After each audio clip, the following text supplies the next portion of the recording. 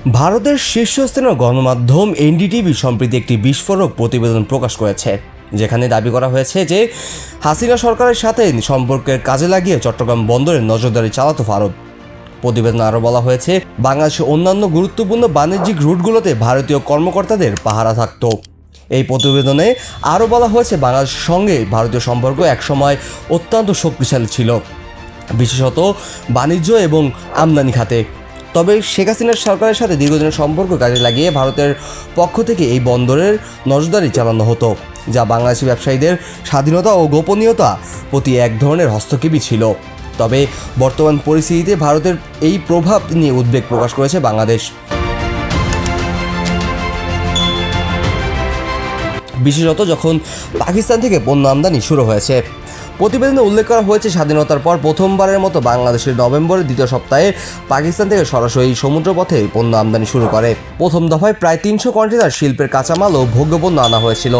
পরে গত শনিবার পাকিস্তান থেকে আবারও একটি জাহাজ চট্টগ্রাম বন্দরে নোঙর করে, যেটিতে প্রায় 800 কন্টেনার পণ্য এসেছে। শনিবার পাকিস্তান থেকে আবারও একটি জাহাজ চট্টগ্রাম বন্দরে নোঙর করে, যেটিতে প্রায় 800 কন্টেনার পণ্য নিয়ে এসেছে। এর মধ্যে soda ash, dolomite, marble block, electronic পণ্য, গার্মেন্টস শিল্পের কাঁচামাল এবং চিনির একটি বড় চালান ছিল। এনডিটিভি প্রতিবেদনে বলা হয়, পাকিস্তান এবং বাংলাদেশের সম্পর্ক শক্তিশালী হওয়ার কারণে ভারতীয় নিরাপত্তার জন্য একটি বড় ধরনের উদ্বেগের কারণ হয়ে দাঁড়িয়েছে।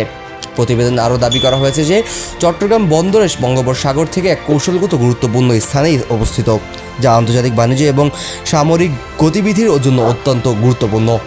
এই বন্দরে নজরদারি চালানো এবং ভারতীয় কর্মকর্তাদের উপস্থিতি বাংলাদেশের সার্বভৌমত্ব এবং বাণিজ্য স্বাধীনতার উপর প্রভাব ফেলেছে বলে মনে করছেন বিশেষজ্ঞরা।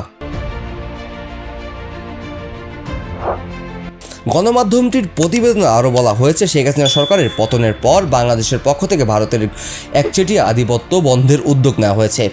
ঢাকা ও আঞ্চলিক প্রতিবেশী পাকিস্তানের সঙ্গে সম্পর্ক জোরদার করার প্রচেষ্টা চলছে।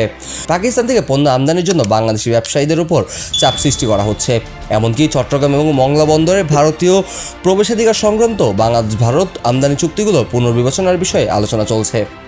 এই পদক্ষেপগুলো ভারতের জন্য বেশ উদ্বেগজনক বলে উল্লেখ করা হয়েছে প্রতিবেদনে।